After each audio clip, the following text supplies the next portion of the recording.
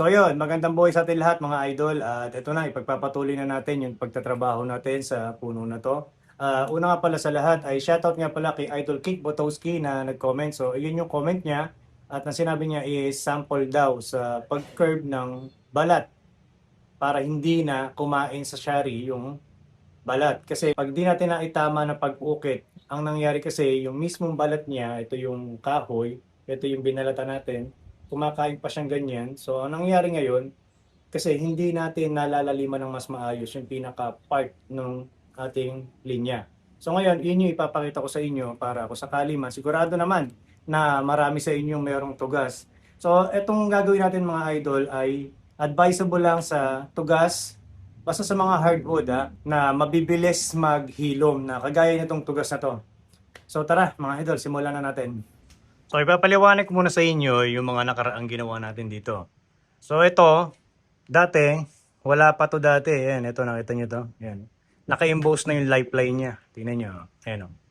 Naka-emboss na, di ba? Gawa nung yung mismong balat kasi kumakain pa siya. Diyan natin masasabi na ang tugas ay kahit balatan natin yan at ito mismong mga shari na to, kaya niya uling kainin yan. Kaya niya uling magdikit yan. Imagine, naka-pat siya, naka-training pat siya, pero umuusad pa rin. So, ganun kabilis si tugas. Dati, ito wala ito. To. Ngayon, hanggang dito lang siya dati. Ngayon, meron na naman, di ba? Pero itong part na to, hindi na natin tatanggalin yan. Kasi ang kagandahan, yung linya natin dati, ito lang. Ilang yung linya natin dati. So, ang kagandahan sa kanya, nag-improve tong part na to. So, ito hindi na natin to gagawin. Nakita niyo yung mga minarkahan ko? Yan. Yan mismo ang tatanggalin natin. Babalatan uli natin. Ito yung naghilom uli. Naghilom uli yan. Kaya ang gagawin natin, tatanggalin natin yan. So ito na yung pagkakataon para gawin natin ang tama, yung tapering ng ating lifeline. So ayan.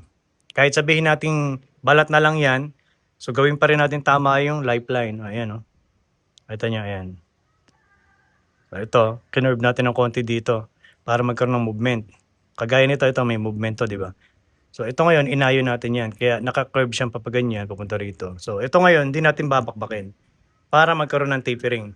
So ngayon, dito, bago tayo gumamit ng makina, so ito muna yung mga gagamitin muna natin. Tatanggalin muna natin yung balat na kumain uli sa shari.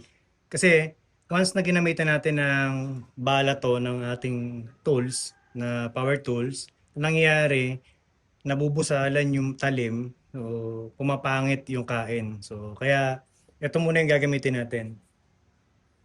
Magbabalat muna tayo, tatanggalin muna natin yan.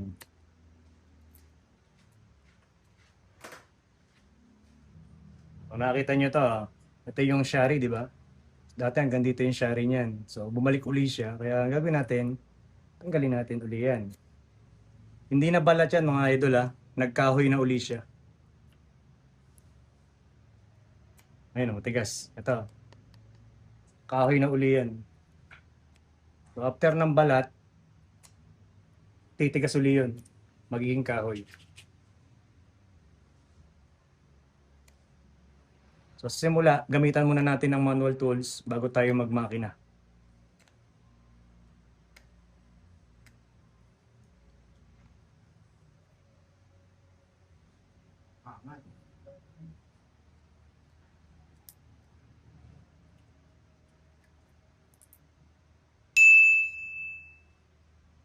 Oh, ito na mga idol nung mabalatan natin siya. So dati, yan nakita nyo. Hanggang doon, kinain uli niya. Yung dating patay, nilapatan uli niya ng balat, pati ito. Ayan. Lahat yan. So nakita nyo, yung mismong flow dito, ginaya natin. Ayan. Nakaayon siya, di ba? Yung design. So ito yung sinabi ko na hindi natin tatanggalin para magkaroon ng tapering. Okay lang din siya na lumapat pa dito, tsaka dyan. Mas maganda. Para yung tapering ng trunk natin, mas magandang tignan, di ba? So yan yung front. Ito naman yung side. Ayan, nakita nyo? Ayan. Dati wala yan. So ayun, nagkahoy na naman siya. Tinanggal natin yung balat para hindi magbara doon sa mismong bala ng ating tools. So ito yung gagamitin natin na power tools, makita. Ayan. So, sa Shopee, nung unang binili ko to, nasa 1.1 yata o 1.2 ang presyo. Tapos, ito yung bala na gagamitin natin. Ayan. So, sa Shopee ko din to nabili mga idol. I think mga nasa 250 ang presyo niya. So, pagka bumili kayo sa Shopee mga idol, ito yung lalagyan at ito yung laman niya. Ayan. Shoutout nga pala kay paring Allen na nagregalo sa akin ito. So, ito yung una nating lilinyahan. Papakita ko sa inyo ngayon.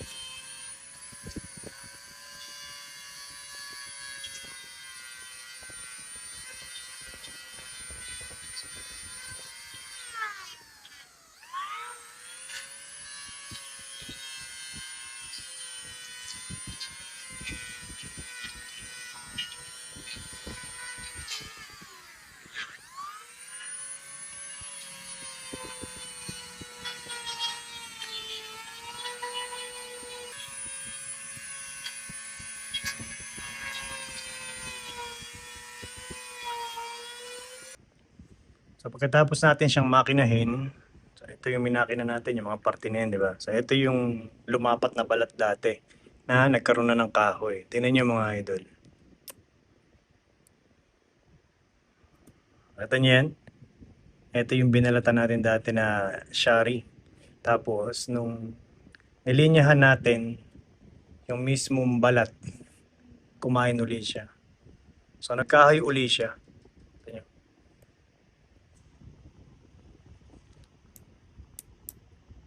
Grabe haba oh.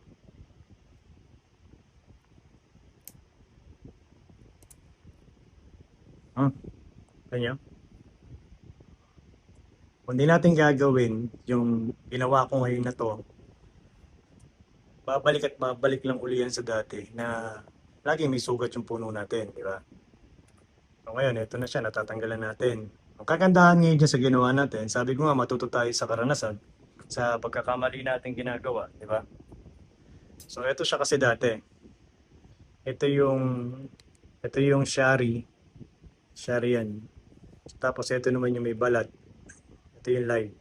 Ginawa lang natin dati, binalatan lang natin yan, tapos ginuhitan, nilinyahan lang yan, yung part na yan, nilinyahan lang na diretsong gano'n, di ba?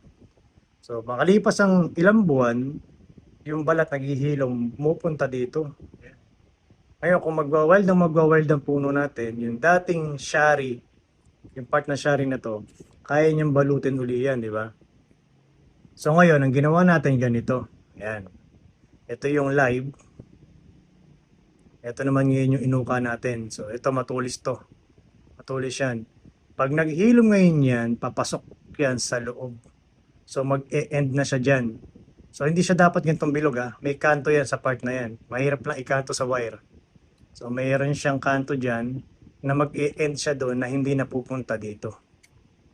So, ganun yung ginawa ko ngayon dyan mga idol.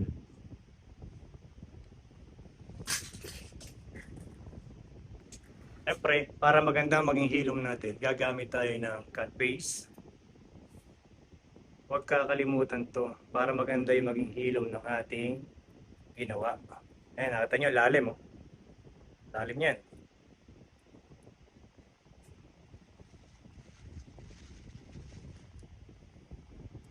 Two weeks lang yan mga idol. May ano na yan. May resulta na yan.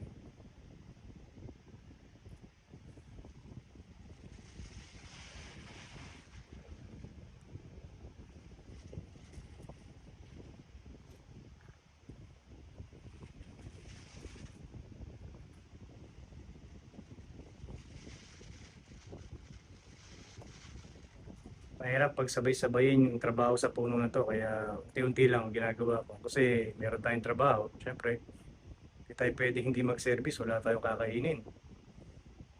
Hindi tayo nabubuhay sa service.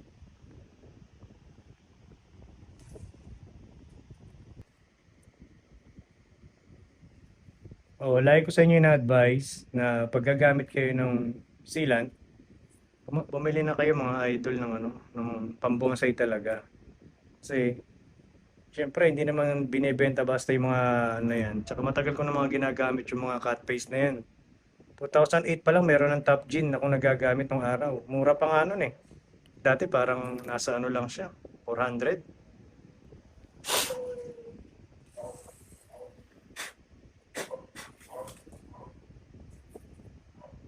Oh, nakita niyo yung lifeline. Pag naghilom yan mga idol, napakaganda niyan. So inuulit ko mga idol ha. Yung ginagawa ko na yan ay advisable lang yan sa mga may sa tugas na mabilis maghilom. Pwede naman yan basta mabilis maghilom yung puno na alam nyo.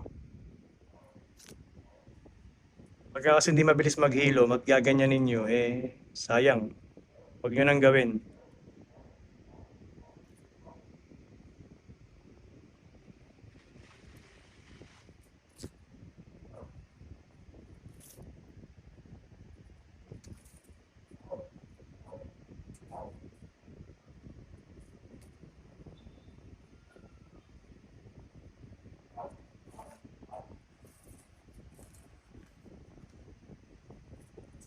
Ito nga pala yung binarena natin.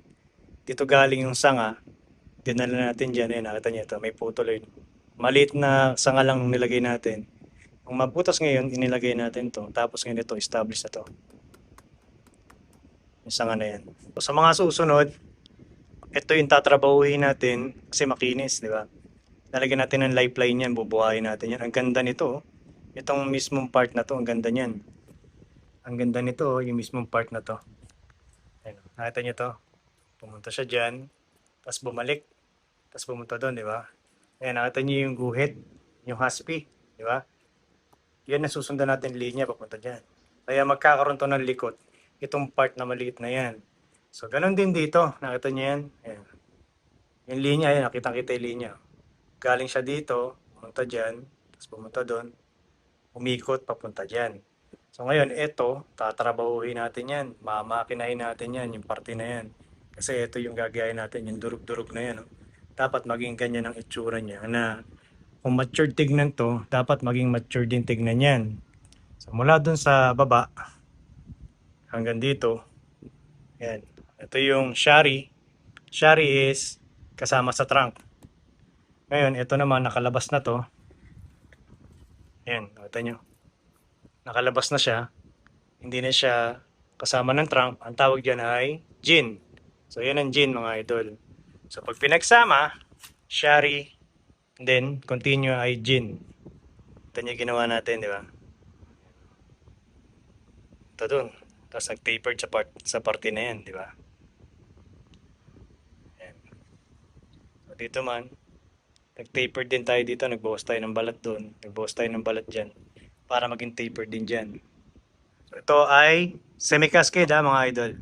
Ngayon, ang trabaho natin dito, after nyan, magka-cutback ako dito, mag-atras ako.